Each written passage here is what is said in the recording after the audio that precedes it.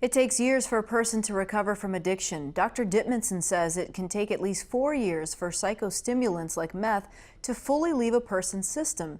And on average, the cost to treat opiate and stimulant addiction ranges from $5,000 to $15,000. And now to what some are calling the resurgence of methamphetamine. At Arizona ports of entry, meth seizures have more than tripled in the last 5 years. Recently, the DEA gave us a rare look inside a warehouse shortly after agents made a significant bust. Special Agent in Charge Doug Coleman began by telling us why meth is no longer being produced here in the U.S.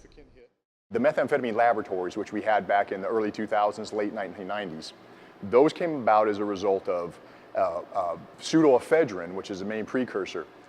It was readily available in the United States, so a lot of places were able to, you were taking it and buying it from Walgreens or something like that, and then you were able to manufacture methamphetamine in bulk quantities here in the U.S.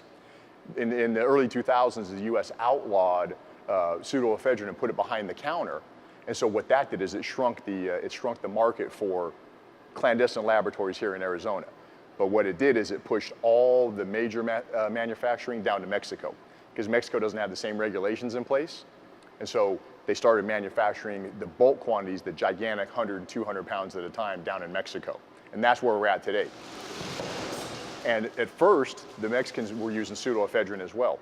But over time, Mexico started regulating pseudoephedrine and making it harder too. So what happens is they then start manufacturing using a different method that doesn't require pseudoephedrine. And the funny piece of that is they're using the method that the old outlaw bikers who actually started methamphetamine used, and they're using that in Mexico now to produce the methamphetamine. Special Agent in Charge Doug Coleman says Arizona is one of the primary places where meth enters the U.S., and Phoenix serves as a distribution point to the rest of the country. Last year, the DEA seized 20,000 pounds of meth. And we're talking about heroin all the time and about the opioid crisis, which is obviously the major issue, drug issue facing the country right now. But 10 times the amount of methamphetamine is coming in that we're seizing as heroin. And in Arizona last year, we had about 400 methamphetamine-related overdose deaths and about 1,000 heroin deaths. So the more that's coming across, the more our addiction problem is and the more people that want to use it. The cartels won't produce something and send it across the border if we don't want it. And so they're expanding their market. On this day, we see more than a 100-pound meth load. Coleman says DEA agents intercepted it in the Phoenix area. Though he can't talk specifics, busts like this one have similarities. But generally speaking, what happens is a load this big will come in. Pieces of it will get splintered off to feed the Phoenix area or Arizona in general, and then it's heading back to the Midwest. So this was likely headed out of the state? Yeah, the majority of it. Now remember, of this 110 pounds, a piece is going to get shipped off that will be distributed here in Arizona, and then the rest of it will be shipped out of state. This seems like a lot of methamphetamine to me, more than 100 pounds. Does this impact the cartel at all? So this is 100 pounds or so, roughly. Last year we seized 20,000 pounds. That's what we seized. It's a significant hit. What it does for us is that it will create a vulnerability in the system that we can exploit. So somebody's going to have to own up to what happened here, and somebody's going to have to pay off what happened here, and they're going to have to change the trafficking route, and maybe just a little bit for us. It creates that vulnerability, and then it's our job to exploit it.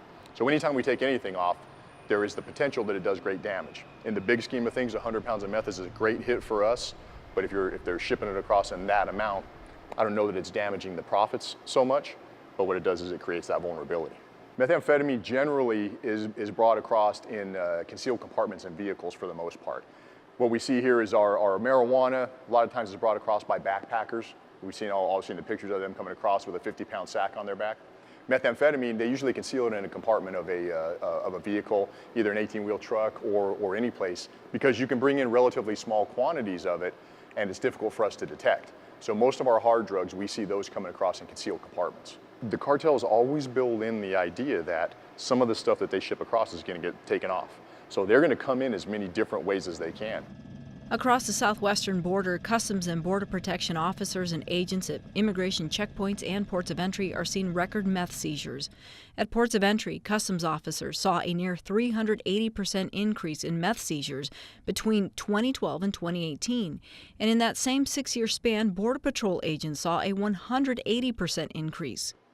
This is a pretty standard wrap that we see for methamphetamine, usually in some kind of duct tape like this. and usually in this same type of cylindrical fashion. And it's because it's easier to slide into concealed compartments when it's like a cylinder like this. They wrap it up in the tape, and then usually they'll cover it with something, or they'll put something in there to throw the dogs off.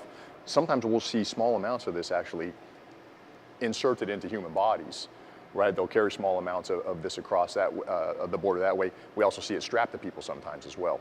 Obviously, if you're strapping or you're inserting, you can't carry the same volume across as in this particular case, which involved vehicles and houses and things like that. Approximately what's the dollar value on this bust? It depends on where you're at, but for us, we're looking at $1,500 a pound. This is 100 pounds of it, so we're looking at 1.5 million or so roughly. And when the farther that you get to the East Coast, the more the price goes up. According to Coleman, meth produced in Mexico is becoming more profitable. This they control completely. They own all this, so the profit margin is huge. You can probably, for a pound to make a pound of methamphetamine, you're probably talking less than $100 worth of chemicals, and then you can sell it here for $2,000. And remember, the farther these drugs go back to the East Coast, the more expensive they are.